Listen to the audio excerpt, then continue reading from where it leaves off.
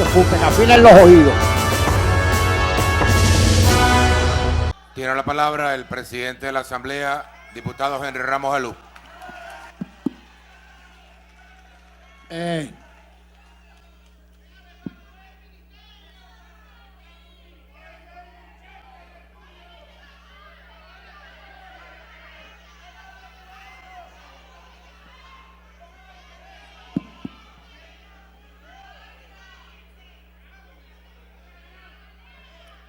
Comienzo.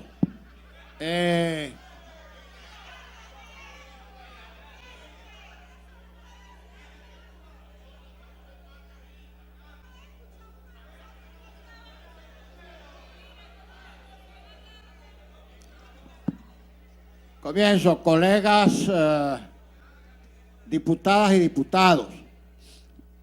La verdad es que después que uno escucha algunas intervenciones hay que hacer un esfuerzo bien notable para tratar de recuperar el sentido de lo que es un debate propuesto y que ha sido muy bien titulado como debate sobre el rescate de la democracia y de la Constitución en Venezuela. Y ciertamente, porque no obstante consideraciones circunstanciales de carácter político que se hagan, y fundamentalmente por la argumentación y la retórica que uno comprende en el fondo por parte de los colegas de gobierno, aquí, y no es que lo digamos nosotros, ha habido un quebrantamiento muy severo del sistema democrático venezolano y un irrespeto paladino, yo diría que hasta grotesco, de la Constitución. Eso nadie lo puede negar. Y esto no es una práctica por parte del gobierno en estos últimos días. Si hacemos un poquito de memoria, nos daremos cuenta de que cada vez, en los últimos tiempos, por cierto, porque eso no ocurría cuando Chávez estaba vivo, apenas el gobierno pierde una elección, crea un organismo paralelo e irrespeta la voluntad popular. Perdieron las elecciones de la alcaldía mayor e inmediatamente nombraron un supuesto gobierno paralelo del Distrito Capital. Vaciaron a la alcaldía mayor de su competencia legal, de los recursos presupuestarios, etcétera, etcétera. Además de los conflictos internos que crearon, por ejemplo, ordenando la reincorporación de miles de trabajadores, sin darle, porque controlan el Ministerio del Trabajo, sin darles la provisión económica al alcalde mayor, al alcalde Ledesma, para que cancelaran las prestaciones de esos trabajadores y los salarios. En el caso de la gobernación de Miranda también fue así.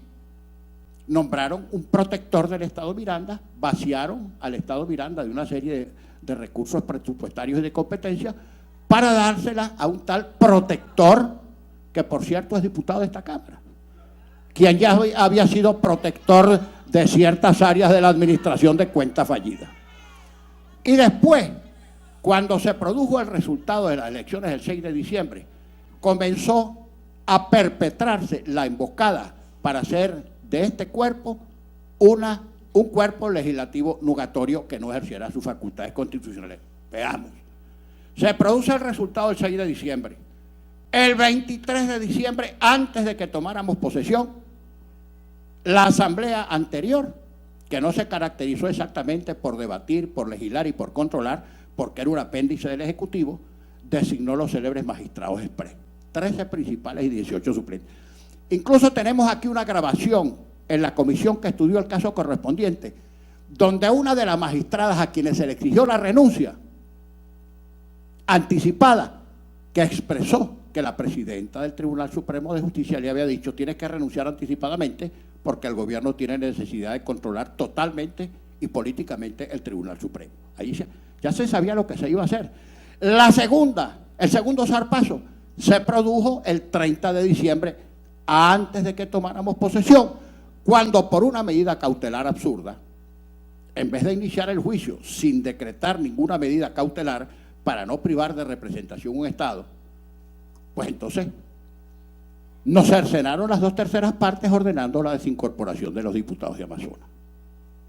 Fíjense, en derecho, cuando supóngase que el derecho que tenía la recurrente que intentó el recurso fuera un derecho razonable, que habría de resolverse en juicio, pero por otra parte estaba el interés de los electores, y cuando en materia jurídica hay dos intereses políticamente contradictorios, debe al menos suspenderse o sacrificarse el que desde el punto de vista social significa una lesión menor.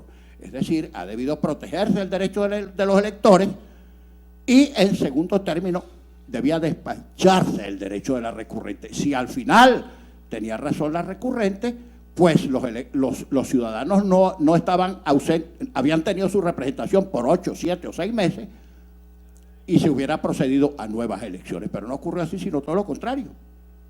Suspenden a los diputados, dejan sin representación a los electores, pero de todas maneras no resuelven el conflicto. Y no resuelven el conflicto porque saben que una de las dos decisiones tiene que ser o dejan a los diputados incorporados o convocan nuevas elecciones, que no les conviene porque si las hacen, esas nuevas elecciones, si las ordenan, las van a perder por paliza. Entonces, como no quieren hacer elecciones, simplemente utilizan todo tipo de subterfugios judiciales, administrativos, lo que sea, para no hacer elecciones. Mira, hace unos meses nosotros le lanzamos una invitación cordial al presidente. Bueno, presidente, ¿por qué no nos contamos todo? Nosotros que acabamos de ser electos estamos dispuestos a contarnos otra vez. Convoquemos unas especies de elecciones generales. Se cuenta usted, nos contamos nosotros, nos contamos todo. Bueno, lo que pasa es que a este gobierno nombrar elecciones como nombrar la soga en casa del ahorcado le tienen terror, pánico, porque saben que al convocar una elección las van a perder de calle. Y cada vez por un porcentaje mayor van a perder. Fíjense ustedes, Chávez convocó un referéndum y lo perdió por pelo de rana, por un resultado verdaderamente mínimo. Y con todo y su rabia y con todo y su disgusto reconoció el resultado inmediatamente. Creo que la diferencia fueron apenas unos 26 o 28 mil votos entre un montón de electores. Claro, después redujo el contenido de las preguntas, las sintetizó, metió a los gobernadores y a los alcaldes, a quienes había calificado de principitos en el beneficio de una eventual reelección indefinida, volvió a repetir el referéndum, que era inconstitucional porque no era procedente, pero sin embargo después lo ganó por bastante. Otro símil que les quiero recordar: cargarse, liquidar una Asamblea Nacional o un Parlamento electo por el pueblo supone un gran riesgo adentro y afuera. Por eso es que a este gobierno se lo califica de fallido y de forajido. Y por eso es que tiene cerrado todo el crédito internacional. Y por eso es que tienen ese pésimo ambiente internacional que por cierto, la ilustre canciller no ha logrado revertir. Porque más bien con sus actuaciones aísla cada vez más al gobierno venezolano. Pero bien, Fujimori se carga al Parlamento peruano en un momento en que tenía el 80% de popularidad. Y sin embargo, al correr de los años, fíjense dónde está Fujimori. Fíjense dónde está Fujimori. Pero aquí es al revés. Aquí es al revés. El presidente que tenemos, que no tiene 80% de popularidad, sino 80% de rechazo, quiere liquidar al Parlamento valiéndose de su Tribunal Supremo de Justicia, unas cuantas bayonetas que todavía lo soportan, y su oficina o agencia electoral, que es el Consejo Nacional Electoral. No nos llamemos engaño, colegas del gobierno. Si ustedes tuvieran siquiera la menor posibilidad de ganar el referéndum o de ganar cualquier elección, ya la hubieran convocado. No quieren elecciones porque saben que cada vez que se cuente van a perder, porque este gobierno tiene demasiado rechazo. Y un gobierno así no se puede sostener contra la voluntad popular. Que estamos en desacato. Es que la Constitución nos obliga a no acatar ninguna decisión ni ningún acto de ningún órgano del poder público que viole la Constitución. Quien está en desacato es Nicolás Maduro y quien está en desacato es el Tribunal Supremo de Justicia, que lo quiere mantener a punta de decisiones inconstitucionales. La atrocidad de que se esté interpretando la Constitución contra literis, contra lo que expresa claramente su propio texto, es una aberración que nunca se había visto en Venezuela. Jamás, ningún gobierno, ningún congreso, ni siquiera aquellos remedios del Parlamento habían sido tratados como ha tratado Nicolás Maduro este Parlamento, simplemente porque no lo controla. Desacato. ¿Quién está en desacato? Un tribunal que viola la Constitución, un tribunal cuyos jueces merecerían estar presos porque han cometido delitos continuados, o nosotros que estamos interpretando fielmente el encargo que recibimos del sufragio popular. Así que nosotros no estamos en desacato. Recuerden ustedes también, ahora que escuché a algunos parlamentarios del gobierno decir que es que van a convocar asambleas populares para aprobar el presupuesto que presenta Nicolás Maduro, que revisa Nicolás Maduro, que discute Nicolás Maduro y que aprueba Nicolás Maduro. Van a hacer el simulacro de unas especies de asambleas populares para aprobar ese presupuesto. Eso no es lo que está en la Constitución, colega. Lo que está en la Constitución es que en determinado momento, oportunamente, el Ejecutivo Nacional presenta ante esta Asamblea el presupuesto, se discute, se aprueba o se imprueba, simple y llanamente. Eso es lo que está en la Constitución. Y cualquier cosa que se haga fuera de esas normas, fuera de esas prescripciones constitucionales, es inconstitucional. Otra cosa, tampoco es la primera vez. Ustedes recuerden que antes de nosotros tomar posesión, aquí nos colocaron al lado en el hemiciclo protocolar un remedio de parlamento, no sé qué nombre, cuál fue el nombre que le pusieron. Menos mal que tuvieron la cordura y la sensatez de irse antes de que nosotros tomáramos posesión, porque resulta que ese remedio de parlamento no había sido elegido por nadie. En cambio, el parlamento que se instaló el 5 de enero aquí, este que está aquí, sí fue electo por votación popular y en consecuencia tiene legitimidad de origen.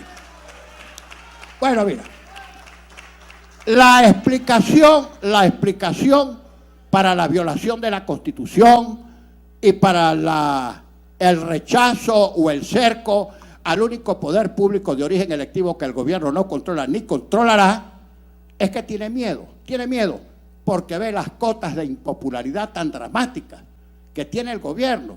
Y eso no es gratuito, esa es la consecuencia de una política económica errática que se ha traducido también en una política económica y social de malos resultados.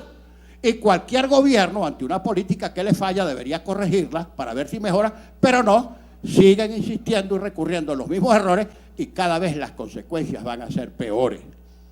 Mire, yo no quiero meterme a arúspice ni adivino.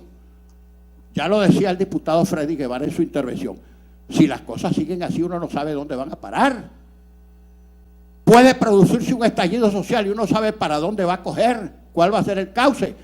Que nos digan a nosotros golpistas, por Dios, colegas del gobierno, si ya llevamos casi 18 años de gobierno militar, los primeros 14 presididos por un militar y ahora presididos por un civil, si alguien no quiere más nunca un gobierno militar, aquí somos nosotros. Nosotros lo que queremos es un gobierno surgido de la voluntad popular y que se respete ese gobierno y la Constitución y las instituciones que surjan del sufragio.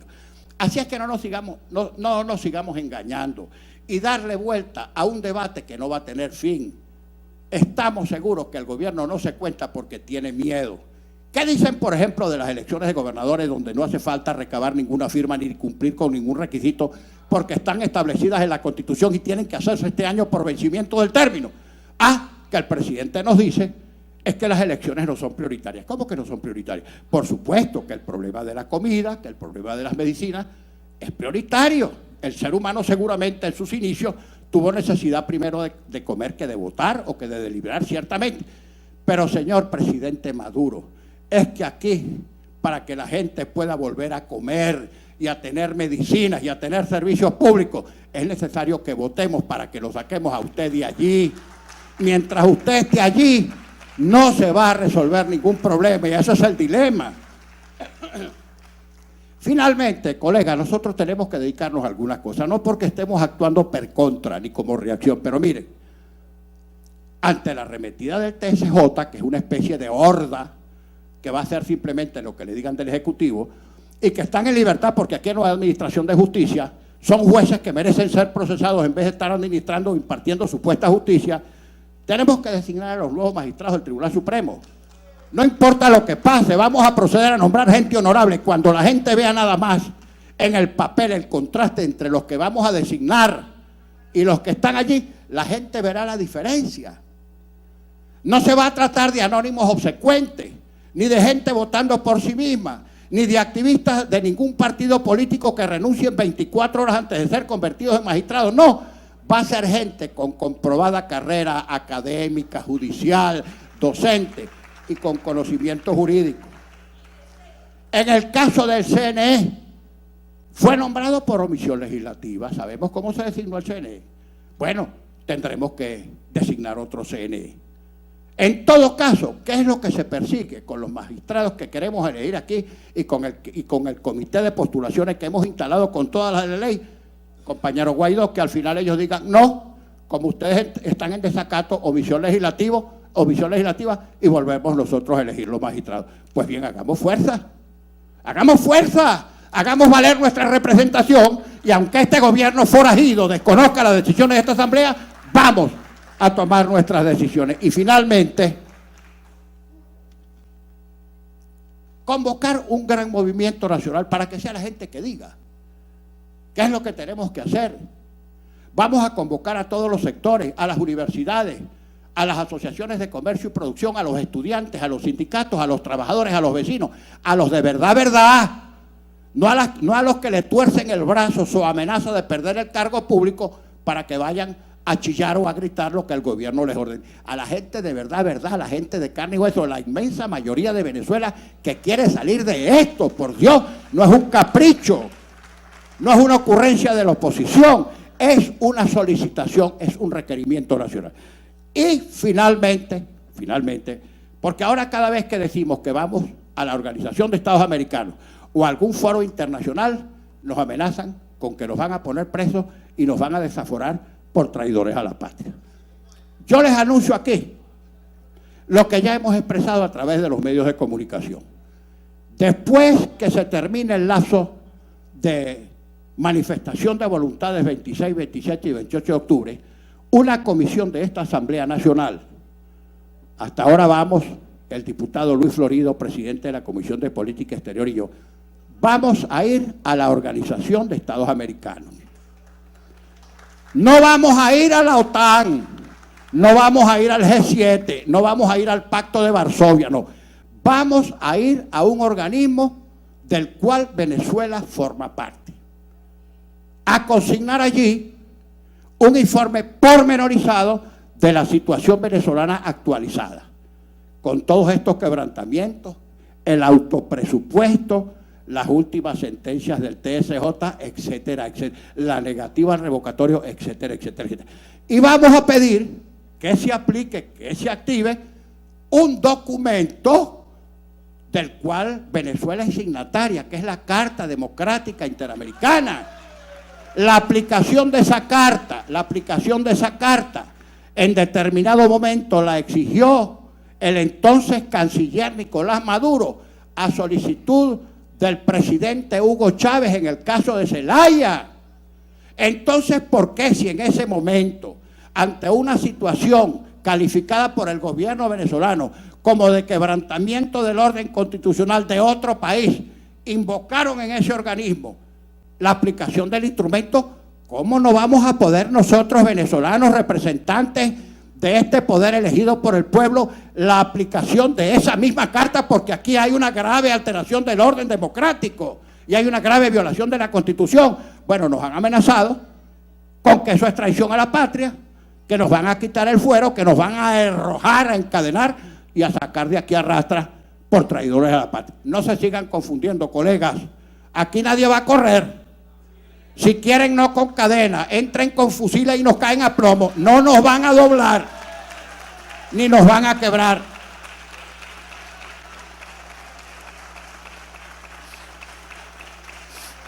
Y sépase que todos estos intentos de allanarnos el fuero, de meternos en presidios militares, de colocarnos como reos de la justicia militar donde no hay defensión y que además no son nuestros jueces naturales porque nosotros somos civiles, no nos van a intimidar. Vamos allí a ejercer nuestros derechos. Vamos a ver si es verdad que nos van a quitar el fuero, que nos van a allanar, que nos van a poner presos y que finalmente nos van a quitar el voto porque el presidente ha descubierto súbitamente que en una democracia no hace falta votar. Muchas gracias, apreciadas colegas y colegas.